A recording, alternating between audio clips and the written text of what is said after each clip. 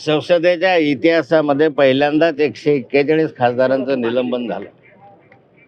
खरं तर निलंबन होणं हे काही नवीन आहे अशातलं नाही आहे, पण 2 खासदार 4 खासदार काही कालासाठी निलंबन होणं त्यांना शिस्त लावण्याच्या दृष्टिकोनात आपण आतापर्यंत मान्य करतो. परंतु ही हुकुमशाही आहे, हे लोकशाहीची एक थट्टा आहे की ज्याची एक संख्येने 91 खासदारांचं निलंबन केलं जातं. याचा अर्थ असा आहे की सरकारला, सत्ताधारी पक्षाला विरोधी पक्ष नको आहे. विरोधी पक्ष जो टीका टिप्पणी करतो ते सरकारला सहन होत नाही आणि म्हणून विरोधी पक्षावर किरकोळ कारणासाठी एवढी कठोर शिक्षेची तरतूद किंवा कठोर शिक्षा त्या माध्यमातून देण्याचा हा प्रयत्न आहे. सर, गिरीश महाजनांवर काल जे आपण आरोप केले त्याच्यानंतर त्यांचं असं म्हणणं आहे की तुमची मानसिक स्थिती बिघडलेली आहे आणि तुमच्यावरच आरोप केलेले आहेत. मी या ठिकाणी बसलेलो आहे, त्यामुळे माझी मानसिक स्थिती खराब आहे की चांगली आहे हे तर आता तुम्हीच ठरवू शकता. पण एवढं निश्चित आहे की गिरीश महाजन डिस्टर्ब झालेले आहे. मी त्यांना जे वारंवार प्रश्न विचारतो त्याचं ते उत्तर देऊ शकत नाही.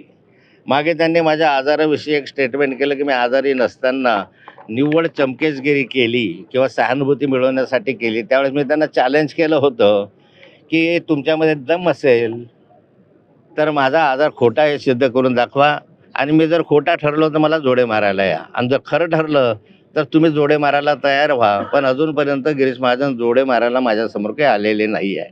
नुसतं बडबड करत राहायचे आणि त्यांना या ठिकाणी हे करत राहायचं. मी वारंवार म्हटलेलं आहे की गिरीश महाजन एक सर्वसामान्य पेन्शनर शिक्षकाचा मुलगा आहे जो भाड्याच्या खोलीमध्ये जामनेर शहरामध्ये राहत होता. आता कोट्यवधी रुपयाची मालमत्ता आली कशी? एवढ्या मोठ्या गाड्या घोड्या जावायचे एवढे, हे मुलींची एवढ्या मोठ्या प्रमाणावर मालमत्ता कशी जमली या 10 वर्षामध्ये? 10 वर्षापूर्वीची स्थिती काय होती? 10 वर्षामध्ये कशी जमली? याची अँटी करप्शनकडून चौकशी करा. सरकार असल्यामुळे ते चौकशी करायला तयार नाही. मोठ्या प्रमाणावर गैरव्यवहार प्रकाराचे प्रकरणं मी काढले आहेत. त्या गैरव्यवहाराच्या प्रकरणाला सरकारकडून उत्तर दिलं जात नाही. आणि मग हे सारं जे आहे ते प्रकरणं दडपण्यासाठी जे मी काल आरोप केले होते की बॉम्बस्फोटातील आरोपी आणि दहशतवादी संघटनेशी संबंधित असलेल्यांच्याबरोबर यांचे फोटो प्रकाशित झाले. माननीय उपमुख्यमंत्र्यांनी दिशाभूल करणारं उत्तर दिलं. वास्तविक पाहता ते लग्न जे होतं ते एका मुस्लिम समाजाच्या प्रमुख माणसाकडे नव्हतं.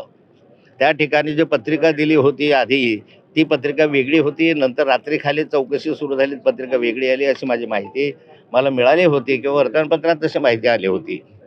म्हणजे उत्तर चुकीचं द्यायचं आणि अशा लोकांना त्या ठिकाणी पाठीशी घालायचं हे काम सरकारच्या माध्यमातून होतं आहे. आणि गिरीश महाजन या संदर्भामध्ये अत्यंत फ्रस्ट्रेट झालेलं आहे, कारण त्यांचे हळूहळू सगळे प्रकरणं बाहेर यायला लागलेलं आहे.